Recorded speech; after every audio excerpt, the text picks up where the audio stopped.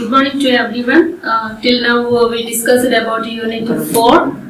Right, we discussed about so many topics.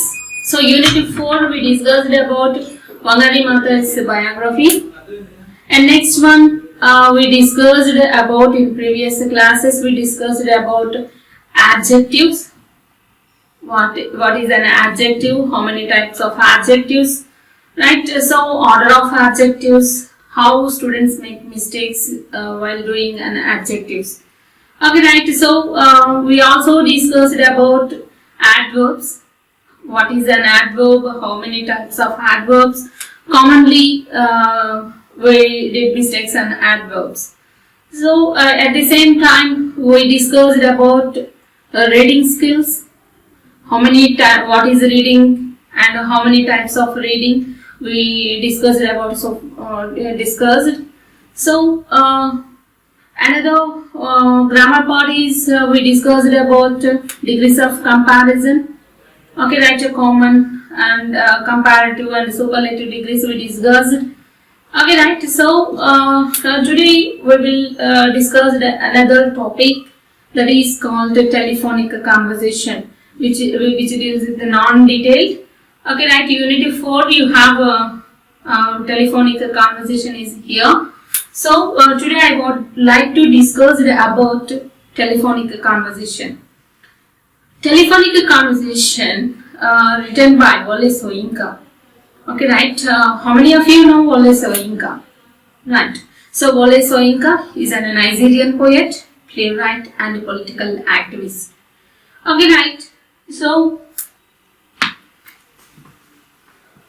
he received a Nobel Prize for Literature in 1986, the first African man, the oppressed and the marginalized person, racial discrimination at the individual society. So mostly he describes about the racial discrimination. Telephone conversation discussed about the racial discrimination.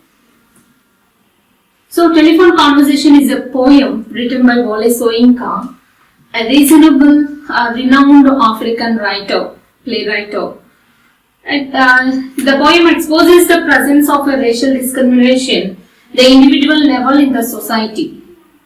Right, the poem is a conversation between a white woman and a black man. The poet can capture the essence of interaction across the racial differences. This piece of literature becomes significant of the present, both the attitude of the individuals, white women and black people, and the black man's anger towards the determination. And coming to the poem, before going the telephone conversation describes what form of structure is. Telephone conversation written by Wole Soyinka. And telephonic conversation describes a free verse poem. This is a lyrical poem. Okay, right. So coming to the stanza 1, the price seemed reasonable, location indifferent. The landlady swore past leave of premises. Nothing remained but self-confession. Madam, I hate a wasted journey. I'm African. So in these first lines, telephone conversation in the first 5 lines brings up the issue of racism. A black man who is looking for a house or a room for rent finds an offer at a reasonable price in the advertisement. He makes a phone call to the landlady to the property of a confession that he is a black man.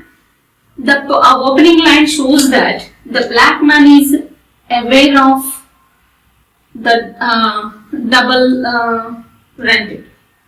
Okay, right, stanza 1, the price seemed reasonable, location. Okay, right, the line shows that black man is the answer of the double standards.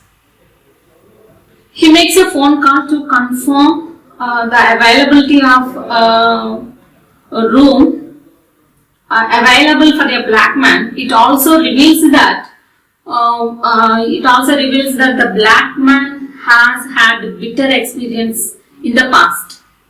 He must have believed the no differences point in the advertisement and must have approached the landowners.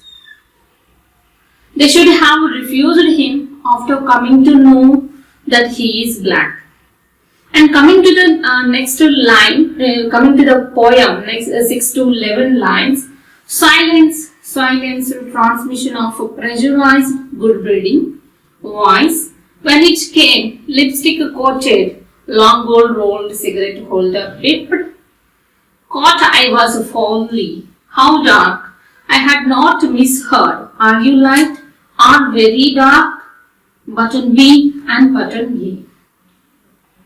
These lines in the poem, Telephone Conversation, describes the reaction of the landlady. When she hears the confession, when she comes to know that a speaker is a black man, she goes silent. She doesn't reveal her true dislike and disapproval to the black people. The poet says that the lady is like the so-called white people of good breeding. These people call themselves educated and themselves decent. They don't speak out against black people, but they continue to harbor a racial prejudice towards black people. The black man can stereotype the white landlady just by hearing her voice over the telephone. He imagines that her lips must be painted red with lipstick, and she must be smoking and using a gold tinted cigarette holder, cigarette lighter maybe. The poet reveals that both white and black people shows prejudice because they tend to stereotype people. The landlady is carefully in not using the taboo word black. Instead of she asks an indirect question to him, indirect question on the degree of darkness. To the black man, it appears as if he is asked to make a choice. He wonders if he should press button A and button B in the telephone dial pad, much like he would do to choose a language over an automated call. These lines in the poem expresses the hypocritical nature of a white individual in society. And coming to the lines 12 and 16, of rancid breath of public, hide and speak, red booth, red pillar box, red double tied omnibus, sequel syntax. So these lines of the poem, Telephone Conversation, describes the reaction of the landlady, reaction of the black man on hearing the lady's question. He can smell the bad breath of hypocrisy. While people hide their racial discrimination in public, but they practice it in private. The double-standard behavior angers the black man, and he sees red in his eyes. The telephone booth, the pillar, and omnibus, these are all shows and symbolic, appeared red to him. But the black man also agrees that the lady should be considerable people, considered politely.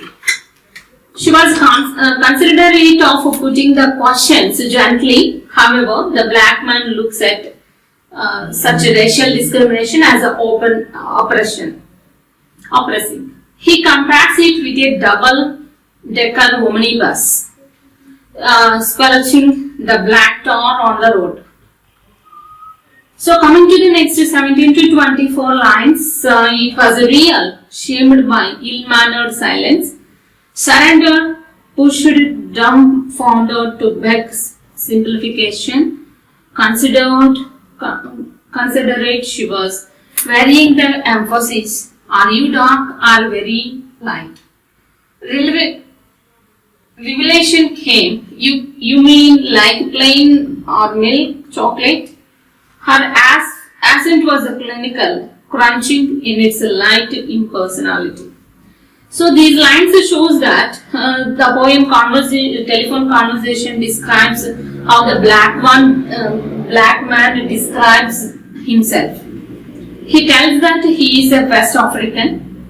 In a way, he is also not ready to use the word black, but he tells her that he is black indirectly. This expression of the black man reveals how he hesitates to declare himself black, even though he is ready to confess that he is an African. He brings the terminology used in this passport and evidence and support. This shows that he is also not ready to accept that he is black. Numerous bitter experiences of racial discrimination must have made the black man vary. So coming to the lines, rapidly, wavelength adjusted, I chose West African sepia, and as after the thought, down in my passport, silence for spectrographic, flight of a fancy, chill truthfulness, clenched her accent hard on the mouthpiece. What's that? Conceding, don't know what that is. So these lines of the poem telephone conversation shows how the different shades of the black man's color are being discussed. While the black man says that he is not completely black, the landlady willing to call brunette as dark. The black man tries to explain that the palm of his hands and the sole of his feet are not black, but the landlady is not ready to listen to him. The black man comes up with a poor excuse for sitting for a long time at the reason for the blackness of his backside. He is even ready to come up with a reason for his black ears. This shows how the black man is desperate to get a room for rent. He is made to apologize for being black. He is forced to endure the shame of his color. And one moment, madam, sensing her receiver, raving on the thunderclap about my ears, madam, I pleaded, would not you rather see for yourself? These lines, telephone conversation describes the landlady's action of the man's position. On hearing that man is black, the lady wants to confirm it. On confirming the man's blackness, the lady hands the telephone, indicating that she is not ready to do business with a black person. The black man confesses that he is an African, but he tells that he is not completely black. He describes how some of his body parts are not totally black. As the poem comes to an end, the black man appears to plead for a chance. He asks the landlady to meet him in person before coming to a decision. But the landlady refuses any further dealing with the man once she confirms that he was black. So till now we discussed about telephone conversation. Telephone conversation written by Wole Soyinka. It is a free verse and a lyrical poem, And telephone conversation describes about the two persons conversation between dark man and white landlady. This poem goes on the phone call. So dialogues between black man, dark man and white lady. This is all about the poem Telephone Conversation written by Wole Soyinka.